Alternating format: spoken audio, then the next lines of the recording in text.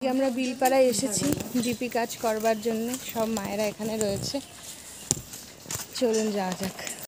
উঠে তুমি ইষ্টভীতি করতে পারো না, তাহলে তুমি ভোরে উঠবা না। তুমি যখন উঠো ঘুম থেকে তখনই উঠে ইষ্টভীতি করবো।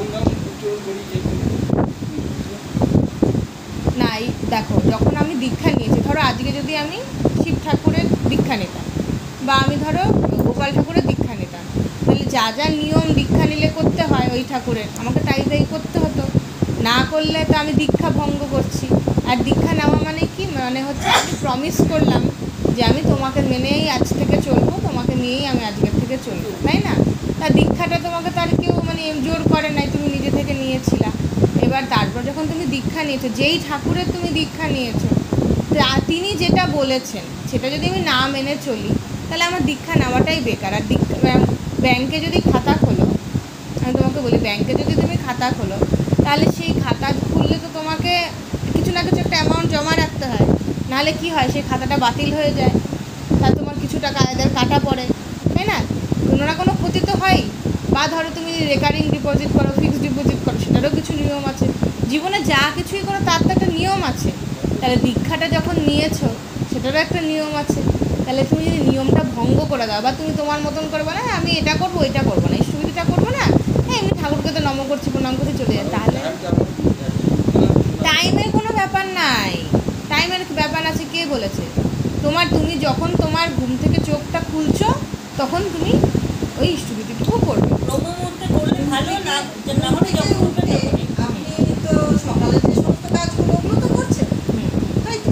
তার সাথে এটাও একটা সকালেরই কাজ। আমি দাঁত ব্রাশ করছি, আমি ল্যাট্রিন বাথরুম যাচ্ছি, আমি হাত মুখ ধুচ্ছি, চা খাচ্ছি, এই কাজগুলোর মতো ওটাও একটা কাজ। যেমন ঘুম থেকে উঠে তো আমরা স্বাভাবিক একটু ঠাকুরকে প্রণামই করি যে সারাটা দিন যেন ভালো যাক। এই প্রণামটাই আপনি শুধু ইষ্টভীতির মাধ্যমে করছেন, তাই না? তাহলে ওটা তো আলাদাভাবে আর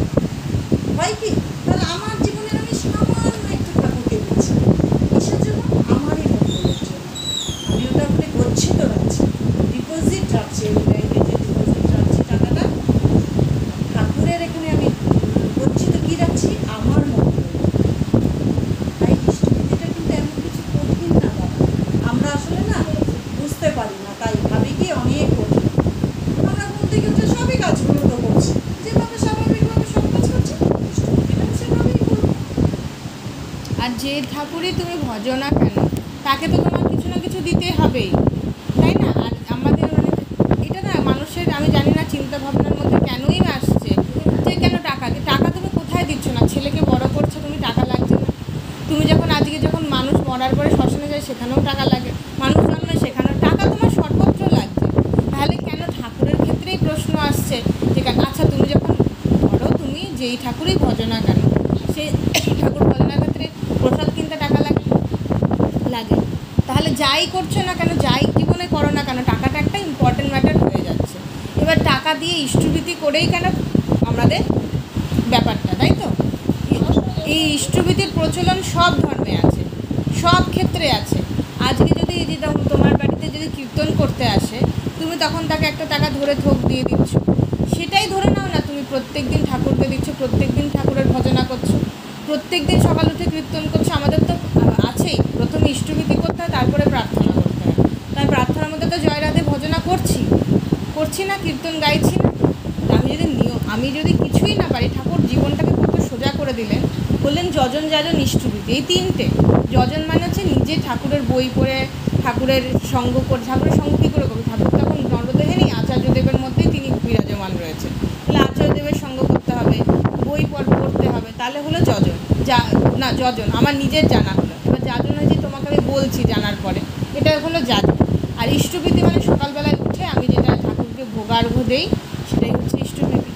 এবার তুমি ইষ্টভীতি যে টাকা দিয়েই করতে হবে তেমন কোনো মানে নেই, কিন্তু একটা ফুল দিয়েও করা যায়, চাল দিয়েও করা যায়, ডাল দিয়েও করা যায়, জল দিয়েও, সব দিকে করা যায়। কিন্তু ঘটনাটা হচ্ছে তুমি মাসে সেটা হিসাব করে পাঠাবো কী করে দেবো ঘরে? ধরো তুমি এক মুষ্টি চাল দিয়ে করেছো, রোজ দিন রেখেছো, তাহলে তোমাকে সেই চালটা বিক্রি করে পয়সাটা নিয়ে তারপরে দিতে হবে, হ্যাপা না? তার থেকে তুমি ডাইরেক্ট একটা 1 টাকা দিয়ে করছো, মাসে সেটা 40 টাকা হচ্ছে, তুমি সেটা পাঠিয়ে দিচ্ছ দেওঘরে, সেটাই তো। তো ইষ্টভীতিটা কিন্তু তোমার মানে ভাবনার মধ্যেই আসা উচিত না যে টাকা দিয়ে কেন করতে হবে, কেন টাকা তোমার কোথায় লাগে না। আজকে তুমি ইসকন মন্দিরে যাও, আজকে তুমি জিসাস ক্রাইস্টের চার্চে যাও, আজকে তুমি মোহাম্মদের যেখানেই যাও না কেন, তোমার কিন্তু সব জায়গায় টাকা আমার নিজের জীবনের প্রতিনিয়ত লাগে। ঠাকুর পূজার কথায় ভাববো কেন আমি টাকা লাগে কেন? ইষ্টভীতিটা টাকা দিয়ে করছি এটা কখনো ভাবতে নেই, ভাবতে হয় আমার জীবনের যে আমি তাকে পেয়েছি, সবাই তো পাচ্ছে না, আমার আশেপাশে সবাই পেয়েছে, ঠাকুর আমি তো পাইনি, আমি কেন পেলাম? তার মানে আমাকে উনি চুজ করেছেন, আমাকে উনি সিলেক্ট করেছেন যে তুই আমার হয়ে আয়, তোর মধ্যে কিছু তো এমন আছে যেটা আমার প্রয়োজন আছে বা তোর আমাকে প্রয়োজন আছে, বুঝছো কাকু? ইষ্টভীতিটা বন্ধ করো না, তুমিও করবা না। এই যে কাজটা আমরা করি না, সেই কাজটা কিন্তু করার ভালোবাসা। হঠাৎ করে একদিন মন্দিরে যাই, ভালো লাগছে, ভালোবাসাটা কিন্তু সেই তৈরি হচ্ছে। আমরা নিত্য ঘরে যে ঠাকুরকে পুজো দিচ্ছি, ওটার মধ্যে কিন্তু ভালোবাসা আছে কি না? আমার মনে হয় যে ঠাকুরটা পুজো দেওয়া হয়নি, ওনার সাথে আমার একটা কানেকশান আছে, ভালোবাসা তৈরি হয়ে গেছে। আমরা কি ডেইলি যেতে পারি যোগমায়া কালী বাড়িতে পুজো দিতে? পারি না তো, হঠাৎ এক দিন যাই, তার সাথে আমার সেই ভালোবাসাটা। ইষ্টভীতি হচ্ছে ডেইলি করার মাধ্যমে ঠাকুরের সাথে আমার ভালোবাসা, যাকে আমি ভালোবাসবো সে তো আমাকেও ভালোবাসবে না। অনেকে ইষ্টভীতি ভাবে যে ইষ্টভীতি বললাম না মাসের পয়সা, এটা তো চাঁদা না, তাই না? তুমি তোমার বাড়ির মঙ্গলের জন্য, তোমার সন্তানের মঙ্গলের জন্য তুমি অন্য কিছুই করলে না, শুধু ইষ্টভীতিটা দিয়ে শুরু করো তো, যে না কালকে থেকে আমি ইষ্টভীতিটা করবো, হ্যাঁ 1 টাকা করে করবো, মাসে 30 টাকা এখানে দিয়ে আসবো পুজো কেন্দ্রে। আর ইষ্টভীতিটা করে জমা দিতে হবে, না করে তুমি জমা দিতে পারবে না। যে আমি মাসে দায়িত্ব ধরে দিলাম ওরকম অর্ঘ ঠাকুর নেবে না, তোমাকে করতে লাগবে। তুমি এটা শুরু করো। আমরা তো আমাদের সংসার, আমাদের সন্তানদের জন্য অনেক কিছু। কাকু তুমি কিন্তু ইষ্টভীতিটা আর বন্ধ করো না, আপনি কি করেন? তোমাদের পরিবারের সবাই দীক্ষিত। করবেন দাদা, একটু করেই দেখুন না, 1 মাস অন্য কিছু না করলে তাহলে বন্ধ করবা কেন? তুমি তো চিরকালের জন্য ঠাকুর তোমাকে, আপনি তো জানেন তাইলে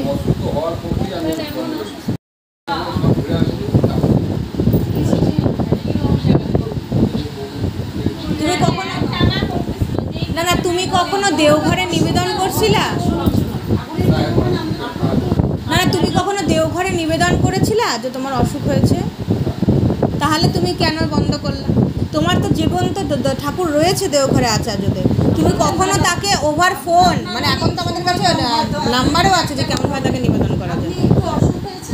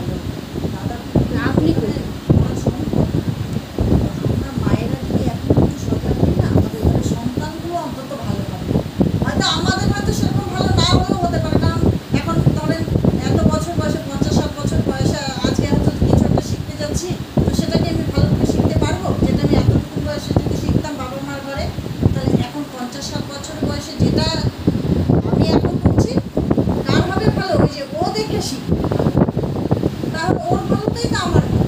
আমার ভালোতে তো আমার কিছু যায় আসে না। আমার সন্তান যদি ভালো থাকে তাহলে ঠাকুর তো নিজে ডাক্তার ছিলেন, বিজ্ঞান ছাড়া তো আচ্ছা শোন, তোকে আমি একটা কথা জিজ্ঞেস করি। ঠাকুরকে যে তুই ধরেছিস, বিজ্ঞান মা যে বললো বিশ্বাস করিস, তা তোর কি মনে হয় ঠাকুর বলে কিছু নেই? মানে বিজ্ঞান কখন এটা বলেছে যে ঠাকুর বলে কিছু নেই? কি মোটামুটি ঠাকুর বলে কিছু নেই, এটা কি কখনো বিজ্ঞান বলেছে? ঠাকুরও যে যেমন পজিটিভ এনার্জি নেগেটিভ এনার্জি আছে, তো এই এনার্জিটা মানে what is positive and what is negative, এটা তো আমাকে বুঝতে হবে। পজিটিভ যেটা সেটাই হচ্ছে গড, গড বলি আমরা, নাম দিয়েছি। আর নেগেটিভ যেটা সেটাকে আমরা ভূত বলি, হ্যাঁ, খারাপ জিনিস, তাই তো? তো বিজ্ঞান যদি আমি বিশ্বাস করি, আমার ভাই নিজে ডাক্তার, ঠাকুর নিজে ডাক্তার ছিলেন, তাহলে ঠাকুর তো বিজ্ঞানেরই ছাত্র ছিলেন। তাহলে ঠাকুর যে বিজ্ঞানের ছাত্র হয়ে ঠাকুরকে কখনো ভুয়ো কথা বলবে? কখনোই বলবে না। আর তুমি যদি সত্যি বিজ্ঞান বিশ্বাস করো, তাহলে ঠাকুরের বই তোমার বেশি করে পড়া উচিত। ওটার মধ্যে প্রত্যেকটা বিজ্ঞানভিত্তিক কথাবার্তাই লেখা রয়েছে, তোমার আরও ভালো লাগবে। আর তুমি একটা কথা বোঝো, আজকে যদি মা বাবার কিছু হয়, ডাক্তার যদি বলে আমরা পারবো না, আমরা বুঝতে পারছি না কী হবে, একবার উপর দিকে থাকিয়ে ঠাকুর তুমি রক্ষা করো, আমার মা বাবাকে তুমি কিছু করো না। ডাক্তাররাও কোনো সার্জারি করার আগে ভগবানকে প্রণাম করে অনুগ্রহ করতে চায়। এখনো দেখি যে ডাক্তাররা যখন আর পেশেন্টকে বাঁচাতে পারে না, চেষ্টা করে, অ্যাডাল্টস চেষ্টা করার পরে কি বলে, আমার যা যা করণীয় আমি করে দিলাম, এবার কি যাবে। পেশেন্টের বাড়ির লোককে বলে তারপরে ডাক্তারও কি হ্যাঁ। হসপিটালে কিন্তু ওইভাবেই ঠাকুরের ছবি থাকে। বিজ্ঞান বিজ্ঞানও কিন্তু বিশ্বাস ঈশ্বরের করেন কাছে এবং প্রার্থনা করছে। তাহলে তিনি হচ্ছেন অল ইন অল, সুপ্রিম পাওয়ার হচ্ছে ঈশ্বর। বিজ্ঞানও একসময় গিয়ে হাঁটু টেনে ঈশ্বরকে প্রণাম করছে। যতক্ষণ সে লড়ছে, যখন সে একদম ফেলিয়র হয়ে গেল, তখন সে গিয়ে ঈশ্বরকে ধরছে। তাহলে সুপ্রিম পাওয়ারই হচ্ছে ঈশ্বর। তুই হাজার হাজার ঘন্টা বিজ্ঞানের বই পড়ে নে, আজকের থেকে যখন কিছু বছর পরে ধর তুই বড় হলি, তোর জীবনে একটুখানি ফ্রাস্ট্রেশন বুঝতে পারছিস না জীবনে কী করবো, তখন এই বিজ্ঞানের বই ঘেটে ঘুরতে তোর শান্তি লাগবে। একটা মন্দিরে গিয়ে বসবি, একটু 2 মিনিটে তার ঠাকুরকে নাম জপ করবি, তোর ভালো লাগবে। ভালো লাগলো না? পজিটিভ বিশ্বাস করে কেঁদে ঠাকুরকে শুধু অর্থটা একটা দিয়ে নতুন বলো বিজ্ঞান আছে, সাইকোলজি আছে। ওই ইষ্টবিদ তো তুমি এই যে ইষ্টবিধি পড়ার কথাটা আমি তোমাদের বলছি, তোমার মাকে বললাম, তোমার বাবাকে বললাম, তোমাকেও বলছি, তুমি আমার বাবার কাছে এই ছেলের যে মতিটা 10 দরকার দিয়ে আমার বাবার কাছে দীক্ষা নিয়েছি। নেগেটিভ হবে সেখানে যাবে। তো এই যে তোকে আমি বললাম ইষ্টবিধিটা, হোয়াট ইজ ইষ্টবিধি? প্রত্যেকটা পয়সা যে বাবা আয় করছে, কষ্ট করে আয় করছে, কষ্টের অর্জিত ধন, সেটা আমি আমার একটা টাকা আমি কাকে দেবো? যাকে ভালোবাসি তাকে। ভালো না বাসলে দেবো আমি কাউকে টাকা? বলো, ভালো না বাসলে আমি কাউকে একটা পয়সাও দেবো? ভালোবাসি, তাই আমি আমার একটা পয়সা হলেও তার পিছনে খরচা করবো। বিজ্ঞান ভিত্তিকভাবেই বলছি। তাহলে আমি যদি ঠাকুরকে ভালোবাসছি, আর রোজ সকাল উঠে চোখটা খুলে ঘুমটা যখনই আমার ভাঙছে, আমি তার উদ্দেশ্যে দিয়ে বলছি, ঠাকুর তুমি একটা টাকা রাখো, কিছু একটা তুমি, এটা তোমার ভোগের জন্য আমি অর্ঘ্য দিলাম, টাকাটা তোমার খাওয়ার জন্য আমি তোমাকে দেবো। আদৌ ঠাকুর খাচ্ছে কি খাচ্ছে না আমি জানি না, কিন্তু আমি মনে করছি আমার একটা টাকা আমি ঠাকুরকে দিলাম, ঠাকুরের ভোগে সেটা লাগবে, এটা আমার মনে সন্তুষ্টি। তাহলে সকালে প্রথমে উঠেই আমি কি করলাম? আমি ভালোবাসলাম আমার ঠাকুর, আমি যাকে আমি আমার জীবনের প্রায়োরিটি মনে করছি। যখন বিপদে পড়বো, যখন ডাক্তার পারবে না, বৈদ্যি পারবে না, কেউ পারবে না, তিনি পারবেন, আমি তাকে এভরিডে ভালোবাসি। ঠাকুর বলে গেছিলেন যে ইষ্টবিধি আনিয়ে আনিয়ে সবার পরিত্রাণ। তো ঘটনাটা এটাই হয়ে দাঁড়াচ্ছে যে আমি যদি তোমাকে ভালোবাসি, তাহলে আমি প্রত্যেকদিন তোমার জন্য করবো। হঠাৎ একদিন আমার বিপদে পড়লাম, আমি বললাম রক্ষা করো, তাহলে ঠাকুর কেন রক্ষা করবে? নাও কেউই রক্ষা করবে। করবে না। হ্যাঁ, তুই নিজের ক্ষেত্রে ভাব, আমি তোকে প্রত্যেক দিনে একদিনও পাত্তা দেবো, তুই কে ভাই তোকে আমি চিনি না। হঠাৎ করে আমি আমার বিপদে ভাই রক্ষা কেন করবি? তুই আমাকে রক্ষা, আমি তোকে পাত্তাই দিলাম না প্রত্যেকদিন, কিন্তু প্রত্যেকদিন আমি তোকে একটা টাকা দিয়ে বলি বাবু চকলেট খাস, বাবু চকলেট খাস, বাবু চকলেট খাস। তাহলে যেদিন আমি বিপদে পড়বো, সেদিন যদি আমি এসে বলি ভাই একটু রক্ষা কর, আমি বিপদে পড়ি, আমায় রক্ষা করবি না? না, এই দিদিটা আমাকে রোজ দিন 1 টাকা দেয় চকলেট খাওয়ার জন্য, আমি মা দিদিটাকে কালীকে রক্ষা পুজো করবো। দিতে গেলে অনেকে মানে মানত করে যে আমাকে এই কাজটা করে দাও, আমি তোমাকে দিব। প্রত্যেকের সাথে একটা সম্বন্ধ থাকে। তো ঘটনাটা এটাই। আমার কথাটা লজিক্যাল লাগলো কিনা? আমি যদি তোকে আজ প্রত্যেক দিন কিছু না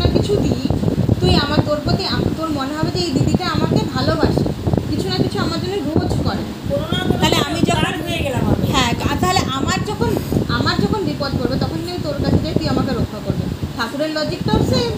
ঠাকুরকে আমি রোজ দিন 1 টাকা করে দিচ্ছি, মাসের শেষে আমি সেই টাকাটা 40 টাকা করে দেওঘরে তার জন্য পাঠাচ্ছি। তাহলে আমি যখন বিপদে পড়বো 100% ঠাকুর আমাকে রক্ষা করবে, 100% রক্ষা করবে।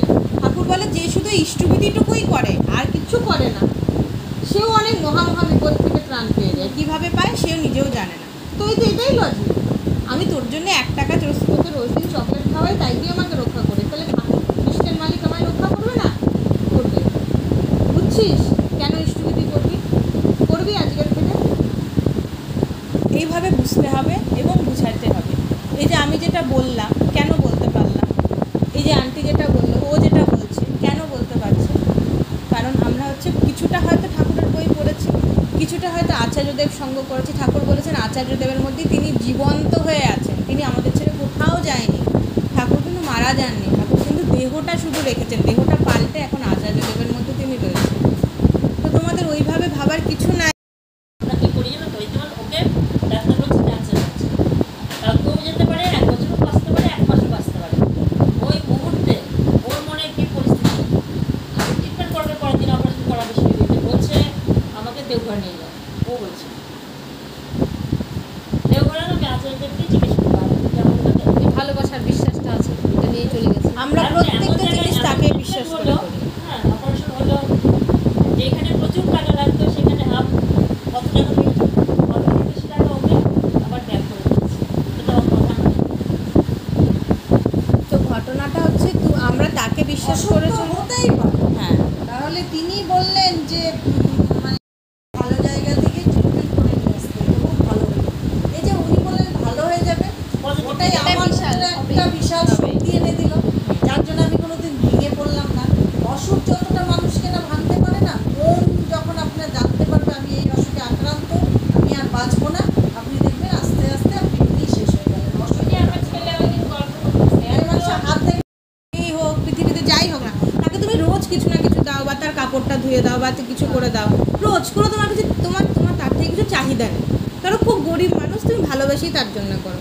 কিন্তু যেদিন বিপদে পড়লা, একজন বললো যে অমুকের বাড়িতেই ওই গাছটা আছে যেখান থেকে ওই ফলটা খেলে তুই বেঁচে যাবি। তো তখন তুমি দেখলে এর জন্য তো আমি রোজ করি, এর কিছু টাকা ছিল না, পয়সা ছিল না, কিছু ছিল না, কিন্তু আজকে ওর কাছেই ওই অমুক ফলটা পাওয়া যায় যেটা খেলে আমি বেঁচে যাব। তাহলে ঈশ্বর দেখো কেমনভাবে আমাদের রক্ষা করে যায়, তাই না? তাহলে এইটাই তুমি বলছো যে ঠাকুরের জন্য আমি তাই করছি।